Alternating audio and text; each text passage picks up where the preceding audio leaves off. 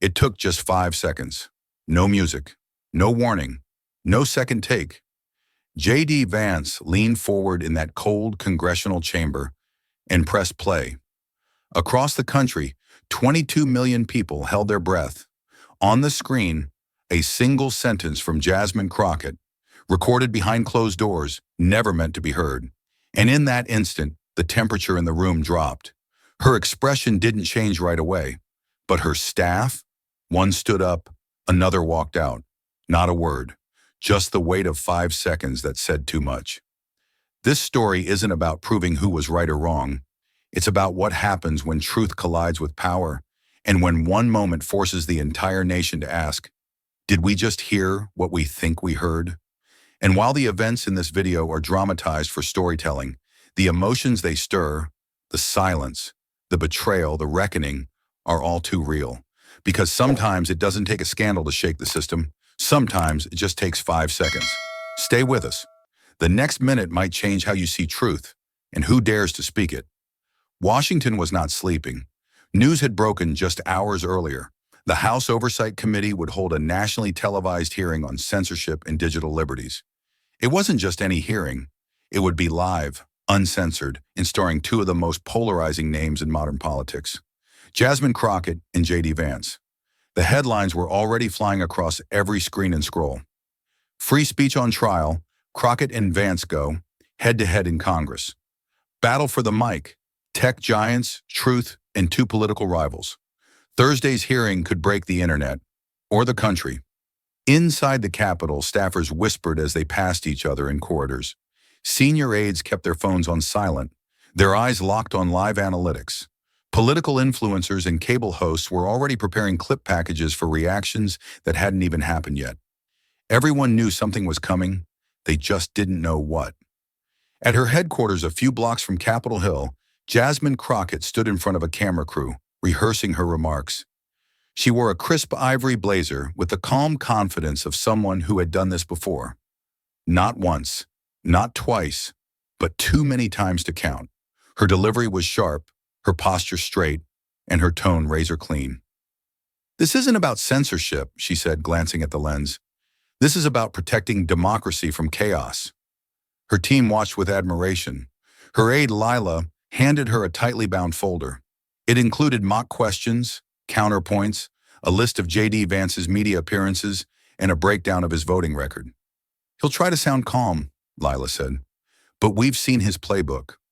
Jasmine nodded, but she wasn't completely at ease. 3 nights earlier, an anonymous journalist from a Kansas outlet had sent her an encrypted message claiming to have footage, something taken from a private panel she'd attended last spring. She hadn't responded. It didn't seem credible. No byline, no follow-up. Probably nothing. Probably.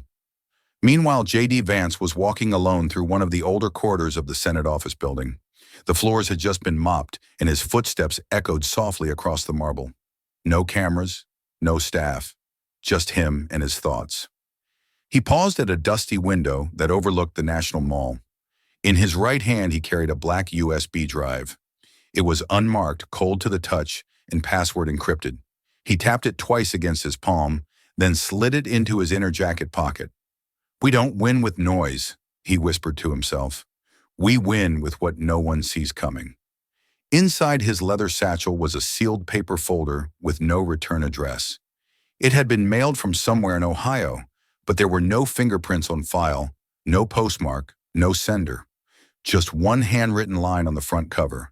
"If they bury the truth, dig with this." He hadn't shown it to anyone. Not his legislative director, not his communications staff, not even his chief of staff. Not yet. At a small TV station in Cincinnati, a local producer stared at a paused video on her monitor. It was a recording from an off-the-record summit held last year between lawmakers and tech executives. One of the voices on that tape sounded unmistakably like Jasmine Crockett. The producer was waiting on final confirmation from her source, but deep down she already knew. Back in Washington, interns gossiped over coffee. "J.D. hasn't released a single quote," one whispered. "Either he's got nothing, or he's got something that'll burn the roof off the place." At 2:07 a.m., JD sat alone in his hotel room, staring at his laptop. The video was paused on one blurry frame. The voice was clear. It said too much in too few words. He hit play again, then pause. Again, then silence. He said nothing. Not yet. The hearing was in 48 hours. The stage was ready. The audience was waiting. And somewhere, just beneath the surface of all the speeches and sound bites, something had already started to shift. They just didn't know it. Yet. Long before the cameras, long before the headlines, J.D. Vance stood in the middle of a town hall in Chillicothe, Ohio, facing a crowd that didn't cheer or clap. They just watched him. Most of them had the same expression: worn, skeptical, quiet. Folding chairs lined the back of the Union Hall. A cracked coffee machine hummed near the door. The walls were still lined with faded portraits of steelworkers from the 1970s. He didn't start with politics. He started with a question. "How many of you have had a post taken down in the past years?" he asked. Almost half the hands went up, some slowly, some with anger. A veteran in the front row, in a denim vest with patches from 3 tours, spoke first. "I posted about the VA being understaffed, said they ignored my appointment again, got flagged for misinformation." A teacher followed. "I shared a clip of a school board meeting, just a clip. It disappeared in less than 24 hours. A young man who used to work at a coal plant muttered, 'I shared an article about layoffs.' Gone the next day, said it was instability content." JD didn't say much. He just nodded. Then he leaned forward, both hands on the lectern. "When did we start punishing people just for being the ones who live with the consequences?" There was no applause, just a long, low silence. That was how he knew they were listening. 2 days later, in a sleek podcast studio in Washington, Jasmine Crockett sat across from a host in a blazer, 2 sizes too small, speaking into a silver microphone with the confidence of someone who had been told she was right since the beginning. "Free speech is an absolute," she said, smiling as she adjusted her earpiece. "If we don't draw lines, we risk giving platforms to dangerous voices. Not everyone online is debating ideas in good faith." The host nodded enthusiastically. "So what do we do about that?" Jasmine leaned in, her tone deliberate. "We curate. We guide the conversation. That's not censorship. That's responsible democracy." The clip would get 1.2 million views in 24 hours. It would be sliced, quoted, and looped by 3 different cable networks. Her team sent it out in a campaign email with the subject line, "Crockett keeps it real." Meanwhile, a grainy video of JD's town hall speech, filmed on an old phone, slightly out of focus, made its way onto a veteran's message board, then onto a teacher's Facebook group in West Virginia, then onto a blog in Missouri called Factory Voices. It had no caption, just the words, "He listened." By the time the House Oversight Committee confirmed the names on the panel, the lines were already drawn. Jasmine Crockett, the voice of order and responsibility. J.D. Vance, the echo of anger and memory. One spoke for the institutions that still had microphones, the other for the people who had theirs quietly taken away. 20 million people were expected to watch the hearing live. J.D. hadn't released a statement. Jasmine had done 2 interviews and a teaser reel. The media didn't care what the hearing was about anymore. They only cared who would win. And somewhere deep in the noise, buried beneath the headlines and hashtags, the real question waited. Whose voice still mattered? The city never truly slept, but that night it seemed to hold its breath. Washington was lit in gold and blue as twilight folded into darkness. Across the Capitol, camera crews were hauling equipment through marble corridors. Staffers rehearsed introductions, tested microphones, and triple-checked badge clearances. The hearing room had been cleared and sanitized twice just for optics. Uniformed officers were posted at every entrance, not because anyone expected violence, but because this hearing had become something more than a policy debate. It had become a stage, and tomorrow the curtain would rise. Inside her apartment just off Massachusetts Avenue, Jasmine Crockett stood in front of a full-length mirror, not to check her outfit, but to practice delivery. Her phone screen blinked as she scrolled through cue cards Lila had uploaded to a private folder. Each card was a line, a zinger, a soundbite. She said them out loud, one by one, testing emphasis. Congress isn't here to babysit your Twitter account. Free speech doesn't mean free chaos. Truth without context is just noise. She smiled at that last one. It felt sharp, controlled, and more importantly, it would sound perfect clipped into a 15-second TikTok segment. Lila stepped in holding a mug of herbal tea and gave a subtle nod of approval. Jasmine didn't look up, but she knew the team was ready. The numbers were strong, her poll bump was measurable, and the press was squarely in her corner. But still, that unopened email sat in her inbox like a weight she had decided not to lift. Across the city, J.D. Vance sat alone in a borrowed office space inside a conservative think tank. The lights were dim. His jacket was off. A single camera sat in front of him, blinking red. He had refused to use a crew. No staff, no retakes, no teleprompter. Just him speaking into the dark. He pressed record. "I know what tomorrow's going to look like," he said. His voice was steady, quiet. "There'll be headlines before we speak. There'll be noise before we listen. But I didn't come here for revenge. I came here because people I've met, people I remember, have been erased. And someone has to write them back in." He paused, nodded slightly, then looked into the lens. "Tomorrow's not about fighting, it's about restoring." He clicked the camera off, transferred the file to a hard drive, and slid it into the same pocket where the black USB still waited. By midnight, outside the Capitol, the news vans had all arrived. Their antennas reached into the night sky like a forest of metallic branches. Bright portable lights threw long shadows across the lawn. The cold wind that moved through the barricades felt less like weather and more like warning. Inside the building, the chairs were set. The water glasses were placed. Microphones were polished. Staffers whispered along the edges of the hearing room, their words clipped and urgent. No one was smiling anymore. The energy had shifted. It wasn't just political now, it felt personal. Security detail doubled their rotations. Reporters checked their live feeds twice. The buzz of tension hummed through the walls. At 6:43 a.m., a producer from the largest network leaned into her earpiece and whispered to her anchor, "We're rolling in 5. In the hallway behind the chamber, J.D. stood still, hand in pocket, feeling the curve of the USB like a trigger waiting for the right pull. Jasmine adjusted her cuffs, smiled once into a mirror, and exhaled. The doors opened, the room filled, and just before the first word was spoken, everything stopped. This hearing is now in session. The room was still for half a second before the noise started. Journalists shifted forward in their seats.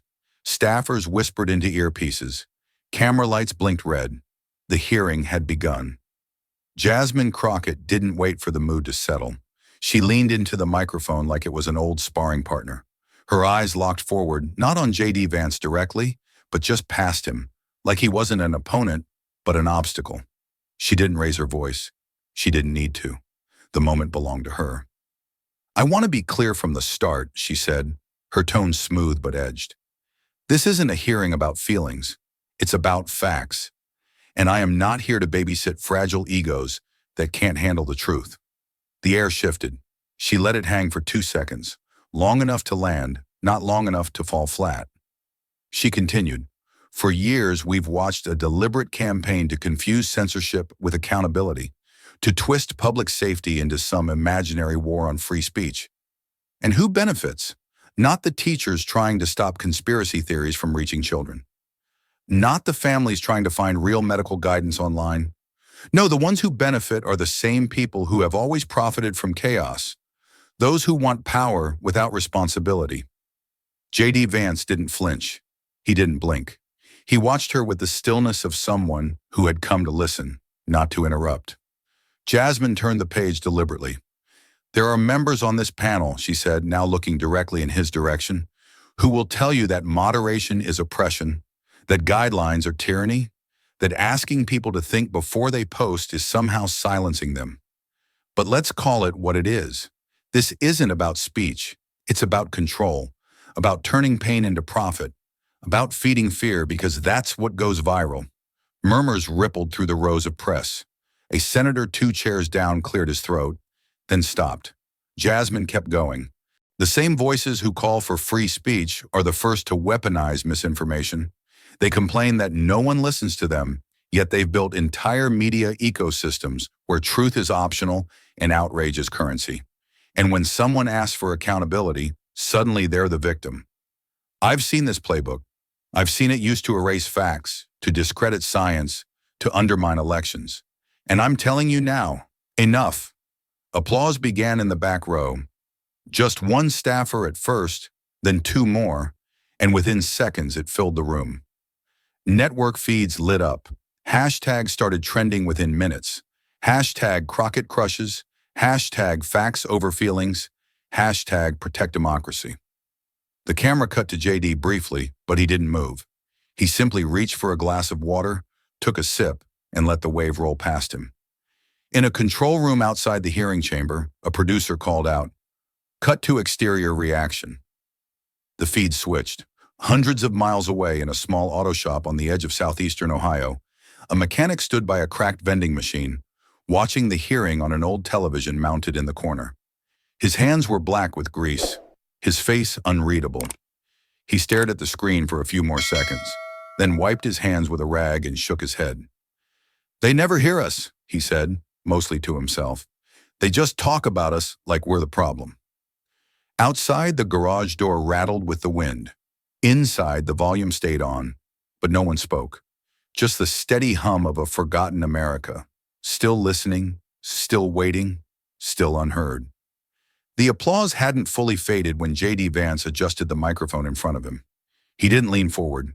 He didn't clear his throat.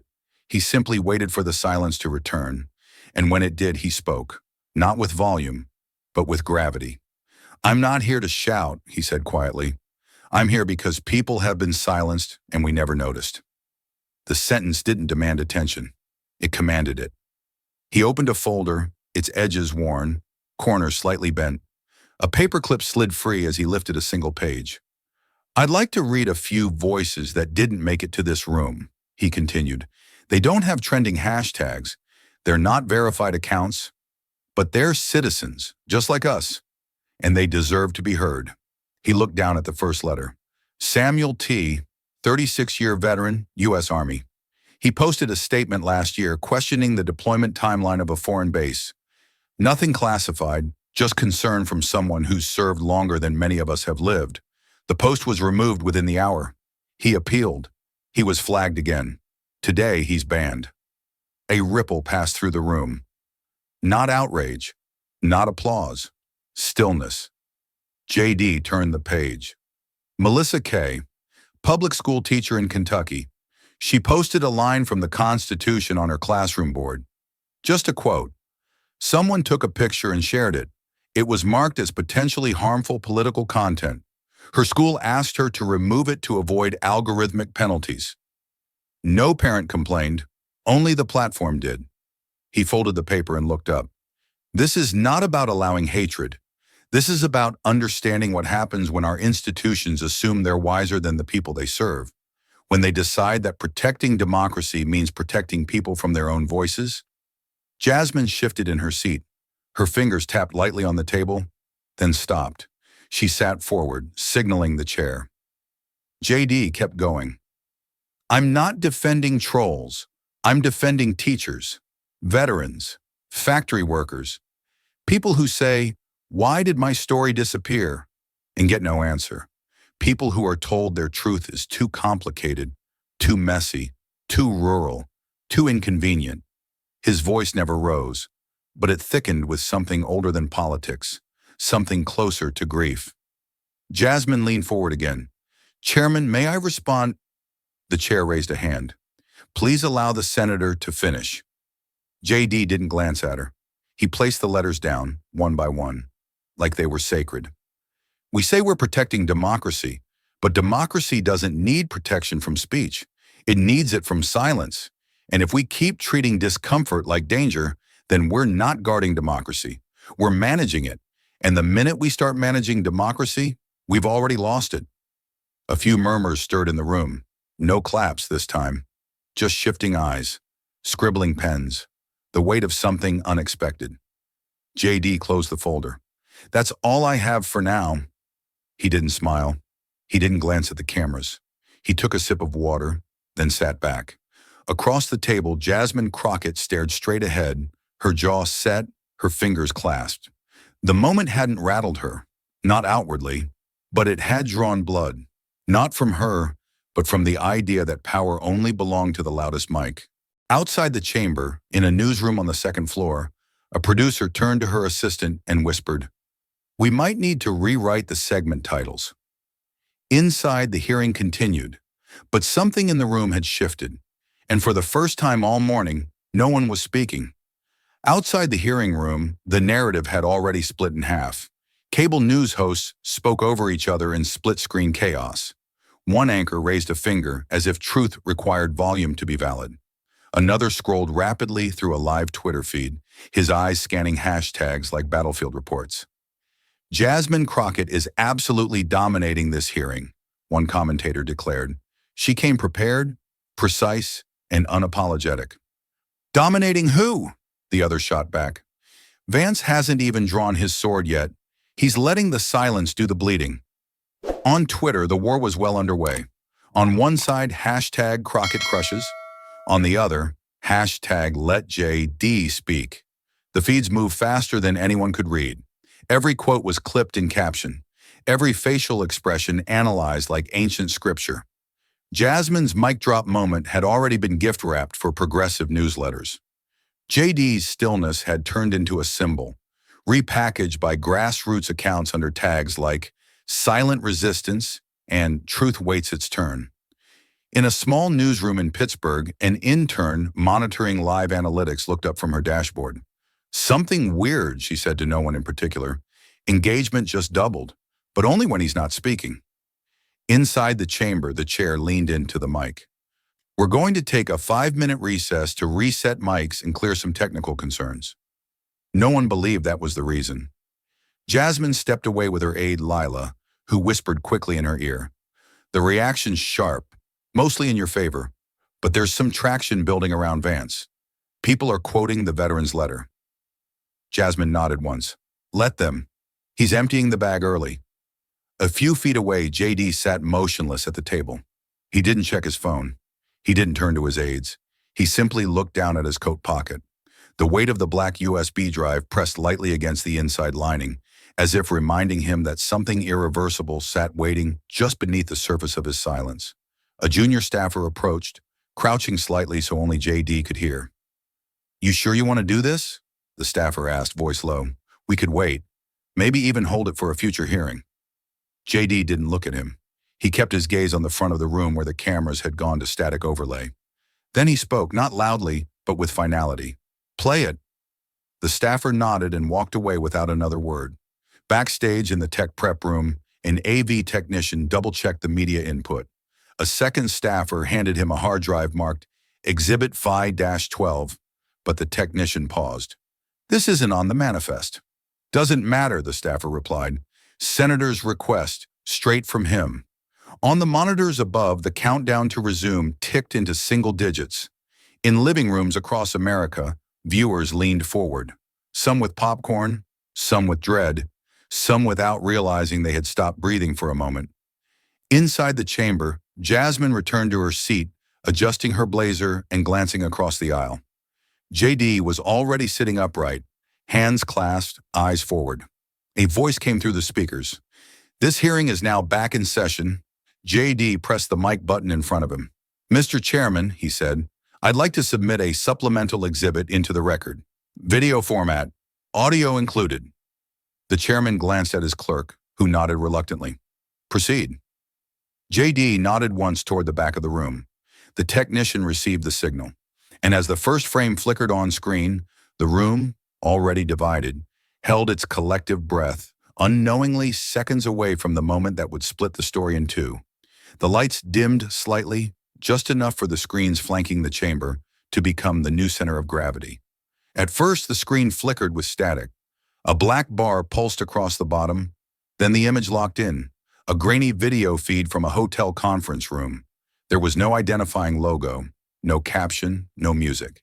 Just a long wooden table, half full, the sound of ice clinking in a glass, the low murmur of a room not expecting to be remembered. Then came the voice, female, clear, polished, slightly amused. Truth needs guardrails, especially from people who don't understand nuance. No movement in the chamber. No whispers yet. Just air, holding still. Another voice responded in the recording, male, breathy. So we push the algorithm? Yes, the first voice replied. We can't ban everyone, but we can make sure the wrong things don't get amplified. The truth in the wrong hands becomes instability. The audio crackled, then returned. Someone in the recorded room laughed, too loud. Then the first voice spoke again. I mean, come on, let's be honest. The public doesn't always need the full picture. That's what guidance is for. The chair leaned forward. Pause the playback. The screen froze, catching the speaker mid-gesture. Blurred but distinctly female, seated near the head of the table. The chair turned toward J.D. Vance. Who is that voice? J.D. didn't blink. You know who. His voice was steady, but it didn't carry arrogance. It carried inevitability, the kind of tone reserved for courtroom verdicts and final farewells. In the front row, someone shifted uncomfortably. A journalist clutched their notebook tighter. Aides exchanged glances without speaking. The chair adjusted his glasses and gave a slow, reluctant nod to the technician. Resume the exhibit. The video continued. No cuts, no music, no edits. The woman's voice, still smooth, pressed on. Look, I'm not saying we control speech. I'm saying we guide it. Like water through pipes. You don't let it flood every room just because it's natural. You channel it. Someone in the chamber coughed. Someone else looked toward the media section, which was now entirely silent. A camera operator had stopped adjusting their lens. They were just staring at the screen. Back in the video, the male voice said, And if it leaks? It won't, the woman said. Unless someone's recording, and no one hears that stupid. The clip ended. Silence returned, not as a pause, but as a presence. It sat with everyone in the room, heavy and undeniable. Jasmine Crockett didn't move. Her shoulders were square. Her eyes were locked on the screen, as if trying to will the image to disappear through sheer force of composure. Her aide, standing behind her, slowly lowered a tablet whose screen was still streaming the feed with a 10-second delay. The chair spoke again, more carefully this time. Senator Vance, do you have documentation confirming the authenticity of this recording? J.D. opened his folder and passed forward a sealed envelope. Verified by 2 independent forensic audio labs. Dated, timestamped. The meeting took place 6 months ago at the Grand Palisade Conference Center in Arlington. Closed-door policy session between platform executives and public figures.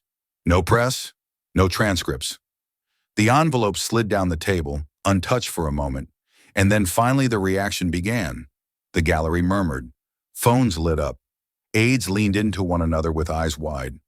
In the hallway just beyond the chamber, a reporter sprinted toward the exit, already dialing. Jasmine sat still, her expression unreadable. J.D. Vance remained seated, hands folded. He didn't say another word. He didn't have to. The lights dimmed slightly, just enough for the screens flanking the chamber to become the new center of gravity. At first, the screen flickered with static. A black bar pulsed across the bottom. Then the image locked in. A grainy video feed from a hotel conference room. There was no identifying logo, no caption, no music. Just a long wooden table, half full. The sound of ice clinking in a glass. The low murmur of a room not expecting to be remembered. Then came the voice. Female. Clear, polished, slightly amused. Truth needs guardrails, especially from people who don't understand nuance. No movement in the chamber, no whispers yet, just air holding still. Another voice responded in the recording, male, breathy. So we push the algorithm? Yes, the first voice replied. We can't ban everyone, but we can make sure the wrong things don't get amplified. The truth in the wrong hands becomes instability. The audio crackled, then returned. Someone in the recorded room laughed, too loud. Then the first voice spoke again. I mean, come on, let's be honest. The public doesn't always need the full picture. That's what guidance is for. The chair leaned forward. Pause the playback. The screen froze, catching the speaker mid-gesture, blurred but distinctly female, seated near the head of the table. The chair turned toward J.D. Vance. Who is that voice? J.D. didn't blink. You know who. His voice was steady, but it didn't carry arrogance. It carried inevitability, the kind of tone reserved for courtroom verdicts and final farewells. In the front row, someone shifted uncomfortably. A journalist clutched their notebook tighter. Aides exchanged glances without speaking. The chair adjusted his glasses and gave a slow, reluctant nod to the technician. Resume the exhibit. The video continued. No cuts, no music, no edits. The woman's voice, still smooth, pressed on. Look, I'm not saying we control speech. I'm saying we guide it, like water through pipes. You don't let it flood every room just because it's natural. You channel it. Someone in the chamber coughed. Someone else looked toward the media section, which was now entirely silent. A camera operator had stopped adjusting their lens. They were just staring at the screen. Back in the video, the male voice said, "And if it leaks?" "It won't," the woman said. "Unless someone's recording, and no one hears that, stupid." The clip ended. Silence returned, not as a pause, but as a presence.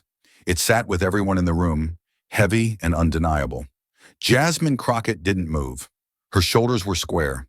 Her eyes were locked on the screen, as if trying to will the image to disappear through sheer force of composure. Her aide, standing behind her, slowly lowered a tablet whose screen was still streaming the feed with a 10-second delay. The chair spoke again, more carefully this time. "Senator Vance, do you have documentation confirming the authenticity of this recording?" JD opened his folder and passed forward a sealed envelope. "Verified by 2 independent forensic audio labs. Dated, timestamped. The meeting took place 6 months ago at the Grand Palisade Conference Center in Arlington. Closed-door policy session between platform executives and public figures. No press, no transcripts." The envelope slid down the table, untouched for a moment, and then finally the reaction began. The gallery murmured. Phones lit up. Aides leaned into one another, with eyes wide. In the hallway just beyond the chamber, a reporter sprinted toward the exit, already dialing. Jasmine sat still, her expression unreadable. J.D. Vance remained seated, hands folded. He didn't say another word. He didn't have to. The buzz didn't start inside the room. It started just outside, with a single notification on a reporter's phone, then a second, then hundreds more. Within minutes, the video clip was already circulating on social platforms with captions like, "She said what?" and "Jasmine caught guiding truth." The network scrambled to react, but the internet had no commercial breaks. The soundbite was everywhere before the chair even called for order. Jasmine Crockett adjusted her mic slowly. The composure was still there, but the stillness had changed. No longer poised, now bracing. She cleared her throat. "I'd like to respond," she said, "and clarify some things." The chair nodded. She leaned forward, this time more measured. "That recording was from a closed policy session about platform ethics, not public messaging. I was referring to the need for nuance in a digital environment flooded with misinformation and bots. We weren't discussing censorship. We were discussing strategy, how to filter harmful content without punishing honest voices." She looked toward the back of the room, where cameras zoomed in from every angle. "What you heard was edited out of context. That line about truth in the wrong hands. It wasn't about real people. It was about the systems that exploit them. This is not what it sounds like, and I would urge my colleague to be careful before implying intent." J.D. Vance didn't jump in. He waited. Then he spoke. "I appreciate that clarification," he said simply. "I really do. But I didn't play that clip to win a headline or score a point. I played it because people back home, the ones without PACs or platforms, they don't get to be in rooms like that. And when they hear someone say their version of the truth is too unstable for daylight, it doesn't sound strategic. It sounds like betrayal. No attack, no sarcasm, just a voice carrying the weight of too many kitchen tables and forgotten corners of the country." Jasmine didn't respond. The chair moved on, but the hearing had already split wide open. Outside, the protests began to form. Not massive at first, but raw and immediate. Some held signs that read, "Don't silence us." Others shouted, "She told the truth," and they punished her for it. The air was thick with contradiction. Some marched in anger. Some stood in gratitude. A few just stood still, trying to make sense of what they had just heard. Inside a quiet living room in West Virginia, a retired coal worker sat alone watching C-SPAN, his hand resting on the phone. When the call line opened, he didn't hesitate. He spoke calmly. "I don't usually call in," he said, "but I watched the whole thing." Vance didn't yell. He didn't accuse. He just said what we all felt. Finally. In the CSPAN studio, the technician gave a subtle thumbs up. The call was already being clipped. Back inside the Capitol, the hearing wrapped for the day. Staffers packed their notes. The chair offered brief closing remarks. The microphones went silent, but the noise outside was just beginning. Jasmine Crockett stood in a narrow hallway lined with portraits of legislators from another era. Her phone buzzed nonstop. Texts from her team, reporters, donors, one from her mother. She didn't answer any of them. She stared at the floor as voices passed her by, then pulled the phone closer, opened the screen, and read the first notification aloud in a whisper. Trending, #truth, in the wrong hands.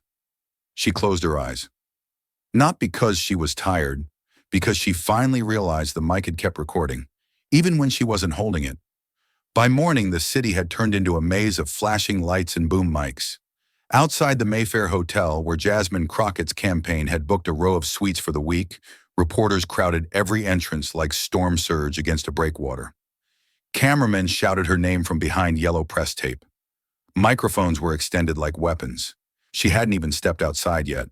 When she did, sunglasses on, blazer crisp, her team formed a tight perimeter around her. But the questions pierced through anyway. "Congresswoman Crockett, was that your voice on the tape? Do you stand by what you said about filtering the truth? Are you stepping down from the committee?" She stopped on the third step. Lila leaned in, whispered something, then stepped back. Jasmine removed her sunglasses slowly and glanced straight ahead, never at the reporters themselves. "I want to thank everyone for their concern. Yes, the voice in the recording was mine," she said, her tone even, carefully measured. "It was a private session, taken out of context. I've spent my entire career defending democracy, and that includes defending the responsible flow of information in a digital world overwhelmed by manipulation." She paused. Her aides stiffened behind her, watching the cameras instead of the faces. "The hearing was not derailed by truth," she added. "It was distorted by tactics." Then she put her sunglasses back on and walked past the crowd.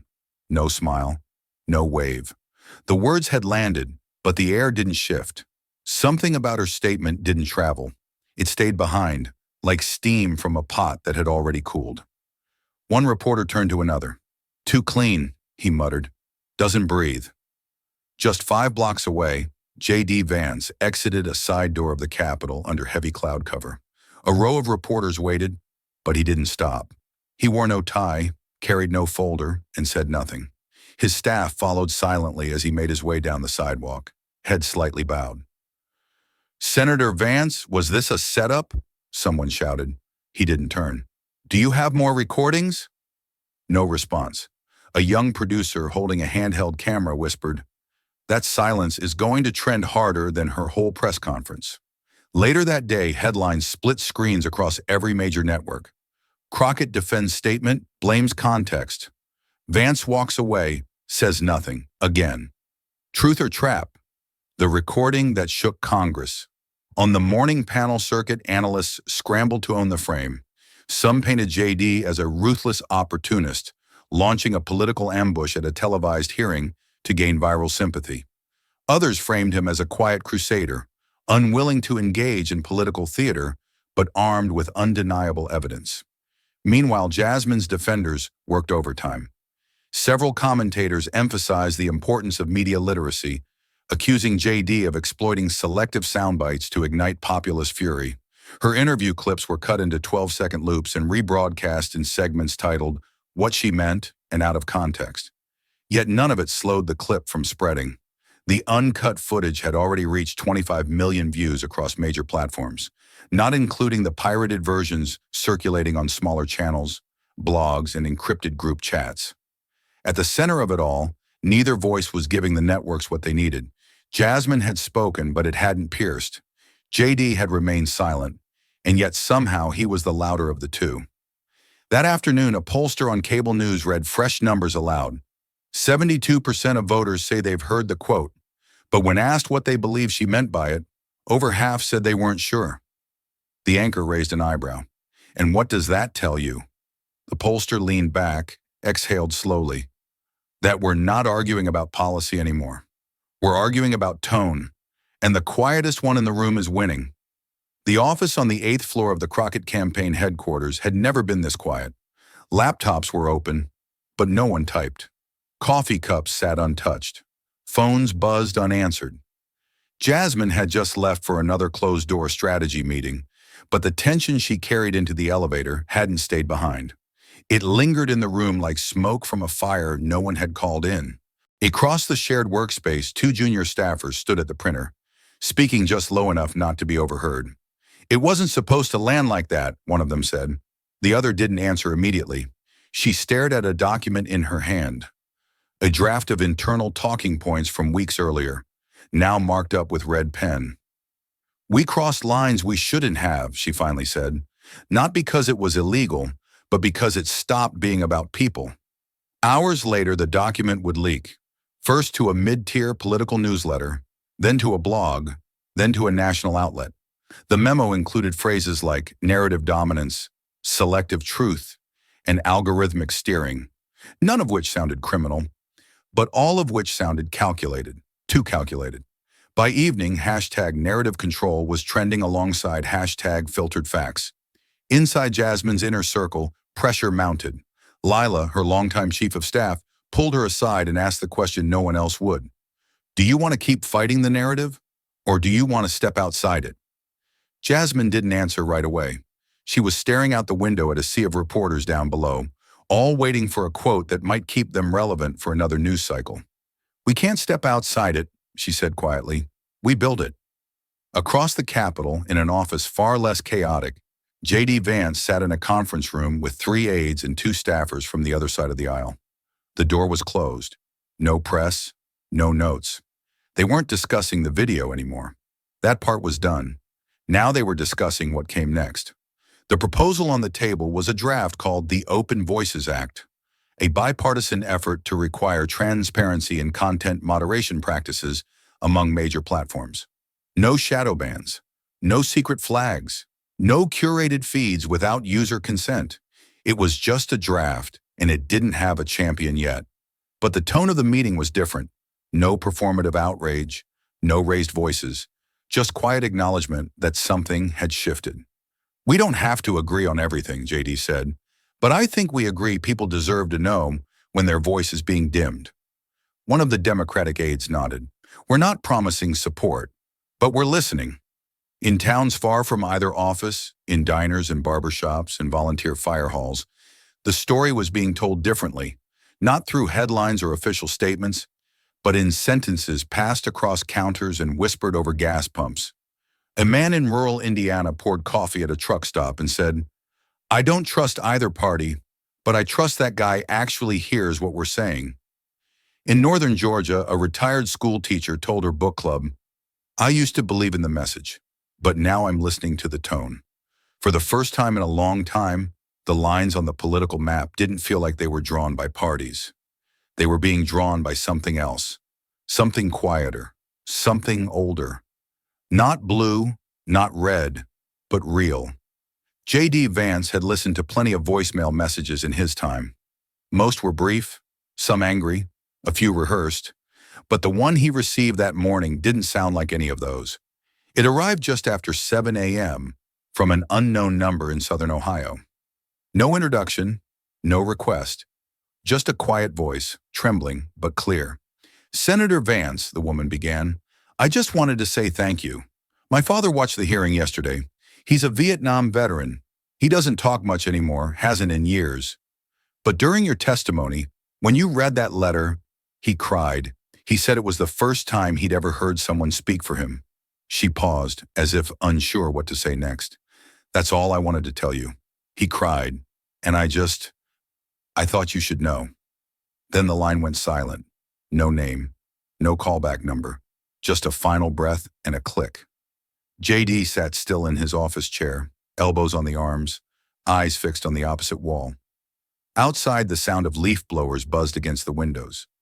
But inside, everything was quiet. He didn't replay the message. He didn't need to.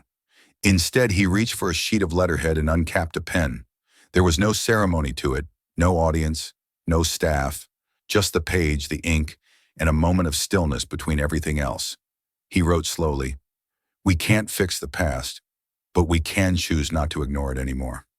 He let the words sit for a second. Then he folded the paper and slid it into an envelope, unsealed. He didn't know the name of the caller, but somehow he felt like the letter would find its way to her anyway. Across the city, Jasmine Crockett sat alone in her office with the blinds half closed. Her phone screen had gone dark after a dozen ignored calls. Her inbox had been filtered by Lila to remove the most vicious messages, but even the curated versions were difficult to read. She had stopped scrolling hours ago. On her desk, next to a glass of untouched tea, was a yellow post-it note. Not new, slightly curled at the corners, handwritten in black ink, the same pen she used for hearing prep. It read, "Truth doesn't require permission." She didn't remember when she wrote it, maybe weeks ago, maybe months. It had been a mantra during media training, a guiding phrase meant to steel her during interviews. Now it felt different, not hollow, but heavier. She reached for it, not to remove it, just to hold it between her fingers, as if its message might soften with touch. She sat back in her chair, the city humming beyond the windows, and stared at the note. Somewhere across the country, someone was probably quoting her voice from the tape again. Somewhere else, someone was defending her. But in that moment, there was no debate panel, no trending hashtag, no battle of narratives, just silence. And the quiet realization that words once spoken don't always follow instructions. They go where they want. They land where they're not supposed to. And sometimes they come back louder than you remember saying them. The house was tucked behind an old church on the southeast side of the city. Its brick faded, its windows low and wide like the eyes of someone who had seen too much but never looked away. Jasmine hadn't been there in over a year. Not since the last election cycle. Not since she'd stood on that same porch, full of certainty and slogans, promising she'd make it all matter. Now she stood there again, but with nothing to say. The door opened before she knocked. Her mentor, Calvin Brooks, stepped aside without a word, motioning her in. He was older now, slower, but still sharp in the eyes. The living room hadn't changed. Bookshelves leaned with paperbacks, some titles too worn to read. Framed black and white photos of marches, rallies, arrests. Jasmine's picture wasn't on the wall. That had always been their unspoken understanding. She was still in training, in his eyes. She sat down without being asked. He poured coffee. No sugar, no cream. He handed it to her and sat across from her. For a long time, neither of them spoke. Finally, she broke the silence. "I messed up." He raised an eyebrow but didn't respond. "They played the tape," she said. "Out of context, but still. People heard it, and they believed it. Worse than that, they recognized something in it." Calvin leaned back in his chair, folding his hands over his stomach. His voice was steady but not soft. "You forgot that progress can't come at the cost of dignity." She looked down into her coffee. The steam had already faded. "I was trying to keep things from spiraling," she said. "People are so quick to grab the first lie that flatters them. I thought I was protecting them. I really did." He shook his head slowly. "No, you were managing them. There's a difference." Her eyes welled, but she didn't wipe them. "Not yet." "You taught me to believe in direction," she said. "In control. In strategy." "I taught you to believe in people," he replied. "You added the rest yourself."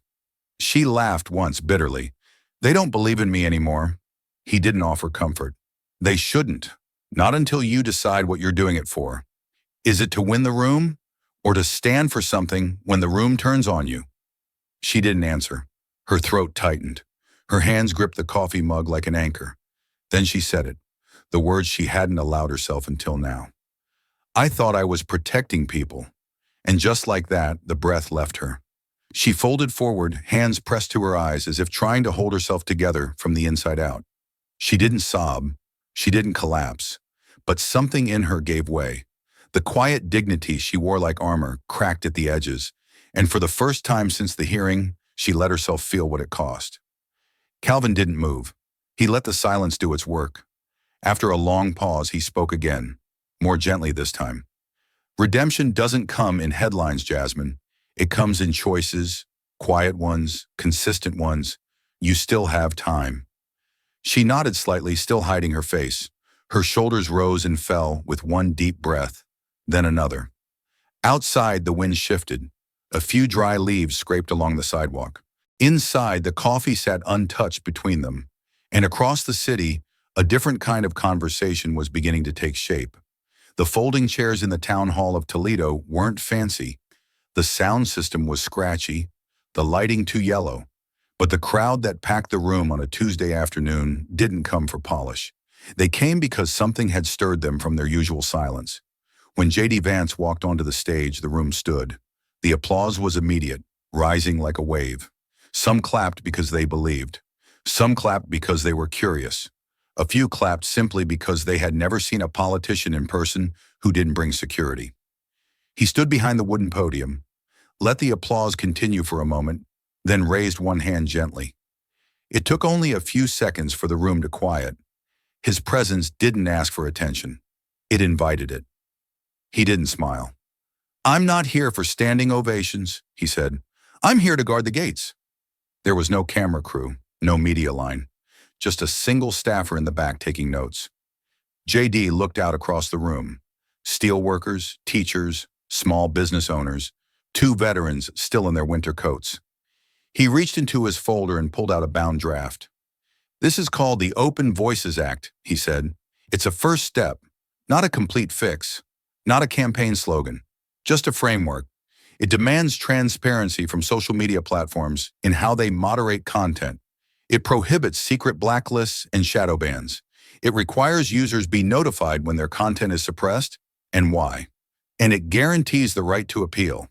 A murmur passed through the room. Not of confusion, but recognition. People had lived it. They didn't need explanation. They needed someone to name it. "I've spoken with colleagues from both sides of the aisle," he continued. "Quietly, no press, no photo ops. Because this isn't about right or left. This is about knowing that your voice matters, even when it's inconvenient." He set the folder down. "Too many of you have told me the same story in different forms. I said something, it vanished. No reason given. And for a long time, those stories were called exaggerations, paranoia, but they weren't. They were warnings." He paused, looked down for a moment, then back up. "I'm not here to burn down the house. I'm here to rebuild the foundation, to make sure the next generation doesn't learn that silence is safer." From the back row, someone said, "Amen." J.D. nodded once, then stepped away from the podium. Afterward, there were no stage selfies, no forced laughter. Just a few quiet conversations in the corners of the room, handshakes near the exit, and questions about next steps. His staff collected written feedback, not for show, but for revision. Back in the car, his aide glanced at him. "They're with you," she said. "You could take this and run hard in the next cycle." J.D. looked out the window as snow began to fall. "I didn't do this for momentum," he said. "I did it because silence kept getting misread as consent." The aide didn't reply. In the back seat, the folder lay on top of a briefcase. Its label was simple, just 3 words. "Let them speak." The envelope was plain. No return address, no official seal. Just his name, J.D., written in a looping, deliberate script across the front. It had been slipped under his office door sometime that morning, resting against the tile like a forgotten thought waiting to be claimed. J.D. Vance picked it up without a word, holding it for a moment as if the weight of it might tell him what was inside. He knew the handwriting instantly. Jasmine Crockett wrote like she spoke. Bold strokes, sharp angles, no hesitation. He didn't open it right away. Instead, he sat at the corner of his desk, sunlight slanting through the half-shut blinds, and stared at the paper for a full minute. It felt like a line drawn across the aftermath of everything they'd unleashed. Then he peeled the flap open. Inside was a single page, folded clean, no smudges, no signature, just ink and something heavier beneath it. "We both fought for freedom. We just defined it differently. You reminded me what it really sounds like." There was no "Dear J.D.," no justification, No apology, no defense, only honesty. He read it again, and then a third time, slower. Each word echoed deeper than he expected. He thought of the hearing, the fire in her voice, the silence in his, the clash that captivated the country. And now this. No camera, no tweet, no audience. Just pen on paper. A reminder that, underneath it all, she was still listening, still thinking. He folded the letter neatly, then tucked it into the inside pocket of his jacket. He didn't tell his aides. He didn't file it away. He simply stood, reached for his coat, and walked out of the office. It was cold outside. Washington had a way of making even brisk wind feel personal. He pulled the collar of his jacket higher and made his way down Constitution Avenue toward the Capitol. No destination in mind, but one building that always drew him when clarity called. He passed tourists snapping photos, interns huddled with clipboards, guards who gave a polite nod. But he didn't stop for any of it. His hands stayed in his pockets, his shoulders hunched not with defeat, but thought. Inside the Capitol, he moved without fanfare.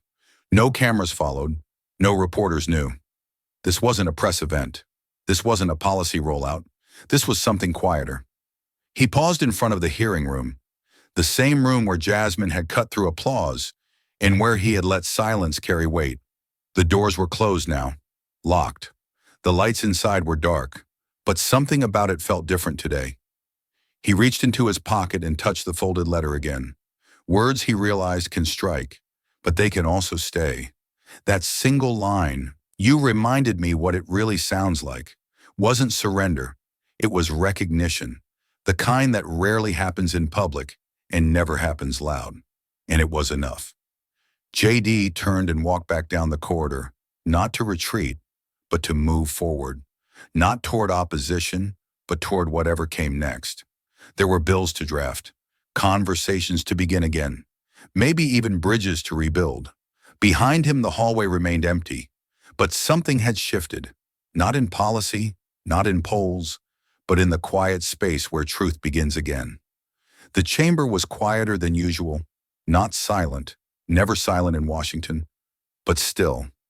A kind of stillness that didn't come from boredom or disengagement, but from anticipation. Every seat was filled, not just by members of Congress, but by the weight of the last few weeks. J.D. Vance stood at the center, one hand gripping the edge of the podium, the other resting lightly on the folder in front of him. He didn't clear his throat. He didn't scan the room for allies or enemies. He simply looked forward, not at anyone in particular, but at something just beyond them all.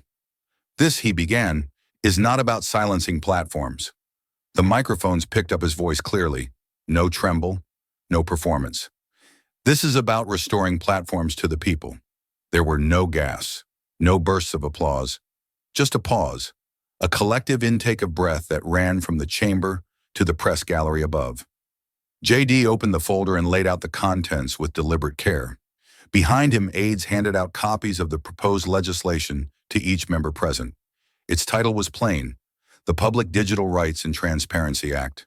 "We built the greatest communications tool in human history," JD continued, "but somewhere along the way, we stopped asking who controls the gates and who gets shut out." He read from the bill, provisions for content moderation accountability, requirements for algorithmic transparency, protections for whistleblowers, a public audit board that included everyday citizens. Freedom of speech, he said, is not freedom to deceive, but neither is it freedom only for the favored. What we're proposing today is not partisan. It's not perfect, but it's a beginning. One built not from anger, but from listening. In the gallery, reporters jotted notes furiously. Some were already live tweeting. J.D. Vance introduces sweeping digital rights bill. Tone, measured, resolute. One journalist whispered to another, "Most composed moment in Congress this year." Cameras zoomed in, catching the slight furrow in JD's brow, the almost imperceptible lift of his voice on the word people, as if to remind the chamber who this was supposed to be for. On the floor, a few murmurs of agreement rose from both sides of the aisle, not loud, but real. At the edge of the chamber, Jasmine Crockett watched. She wasn't scheduled to speak today. She hadn't planned to attend at all, But she stood there anyway, hands clasped, eyes fixed not on the text of the bill, but on the man who had once been her sharpest opponent and was now somehow carrying a piece of her message forward. JD finished the speech with no crescendo, just a simple line. Let's not waste this moment by defending the past. Let's use it to design a better future. He stepped back. The bill was formally entered onto the floor. The process had begun. And somewhere beyond the cameras, beyond the noise, the people who had once felt invisible began to pay attention again. The hearing room was already full when the side door creaked open. Heads turned. Whispers spread like static. Jasmine Crockett stepped inside. No entourage, no cameras, no makeup crew. Just a blue blazer and the kind of calm that came from walking through fire and coming out changed. She paused just inside the threshold, letting the weight of the moment settle on her shoulders. Some on the panel looked surprised. Others seemed guarded, but all of them were watching. She walked to the witness table, not as a headline maker or a soundbite machine, but as a citizen, as someone who had listened, fallen, and stood up again. Madam Chair, she began, voice steady but soft, I don't come today to reclaim time. I come to return truth. A silence swept over the room. It wasn't the grandstanding people had come to expect from her. It wasn't the firebrand monologue that had lit up social media 2 weeks earlier. This was something else, something quieter, something deeper. I've spent my career believing that protecting democracy meant drawing lines, she continued, but I drew them with a sword, not a compass. And I forgot that even those I disagreed with still deserved to be heard. J.D. Vance leaned forward slightly. His fingers were still interlocked in front of him, but something in his expression changed. Not triumph, but respect. Jasmine nodded toward the panel. Somewhere between the trolls and the truth, I lost sight of what free speech actually feels like. I lost trust, but I won clarity. She reached into her folder and held up a copy of the bipartisan bill that had emerged from the chaos of their confrontation. I support this, she said simply. A Republican congressman leaned over to another and muttered just loud enough for the room mic to pick up. Now that was real. There was no applause. Just the kind of stillness that followed when someone stopped trying to win and started trying to heal. After a pause, the chairwoman nodded. Thank you, Representative Crockett. Your words are noted and appreciated. Jasmine turned to leave, but as she walked past JD's seat, she whispered, You made me remember something I forgot in the noise. He didn't reply, just gave the faintest nod, as if acknowledging an old truce renewed. Outside, the sun had finally broken through the heavy clouds that had hung over D.C. for days. Jasmine paused on the steps, looked up, and let the light fall across her face. Not as vindication, but as reminder. Some returns aren't for redemption. They're for realignment. And this one was exactly that. The vote was scheduled for 3 p.m., but by noon the gallery was already full. Staffers stood in the aisles, reporters leaned over balcony rails, and congressional aides clutched final drafts of the bill like it might combust in their hands. J.D. Vance sat near the edge of his bench, eyes scanning the room. Not for drama, but for resolve. He wore the same expression he'd carried through the hearing, composed, unreadable, quietly resolved. Jasmine Crockett sat just 4 rows behind him, her hands folded in her lap. There was no speech prepared, no press release waiting. For once, she didn't need to script the moment. The speaker called order. C-SPAN cameras panned to the electronic board. One by one, names lit up. Green for yes, red for no. The bill, dubbed by the press as the Civic Fairness Act, had taken shape faster than anyone expected. It aimed not to punish platforms, nor to silence dissent, but to install transparency in digital moderation, particularly around political content. Disclosures, appeal systems, and independent review panels. Simple in wording, monumental in meaning. The count ticked upward. At 212 votes, there was a pause. A staffer whispered, "We're short." And then came the unexpected. A name from across the aisle flicked green. Then another, and another. In a rare moment of quiet unity, the board reached 219. Applause broke out. Not thunderous, but steady. Relieved. Cable news flashed its headline within seconds. The day Congress chose speech. JD stood, nodded to the chair, and, without a word, turned and walked toward the back exit. No cameras followed, no aides trailed, just the sound of his shoes on the floor, retreating from the spotlight. Jasmine didn't move right away. She watched him go, then turned her attention to a small group clustered near the chamber doors. 5 interns in wrinkled blazers, wide-eyed and overwhelmed.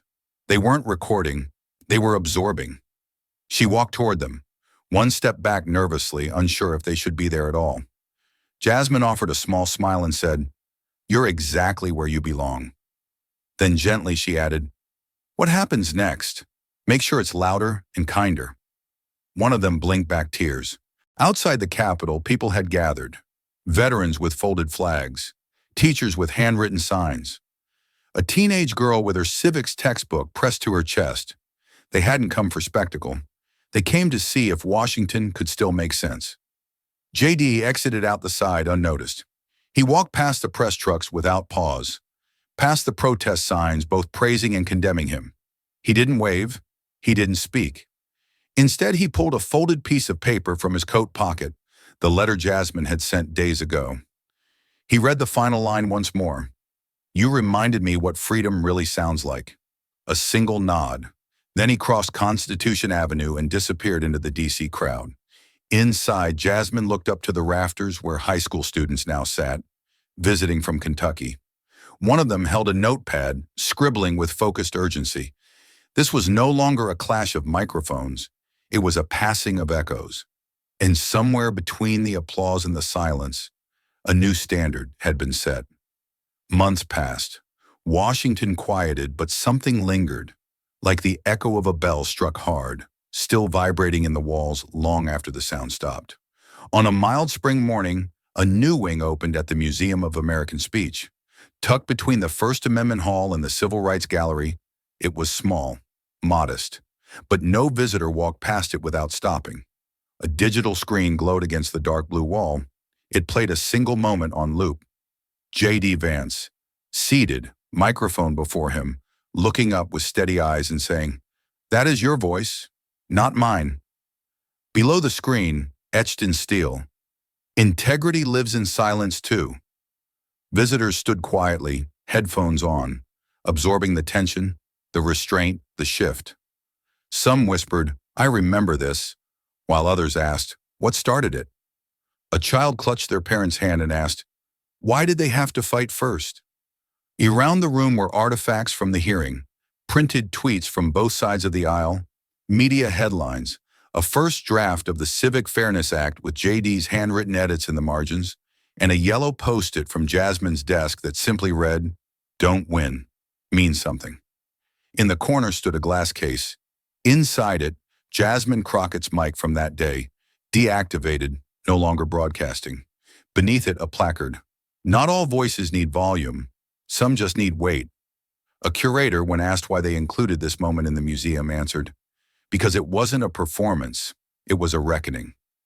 Outside, tourists posed beside a stone engraving newly placed at the entrance of the exhibit.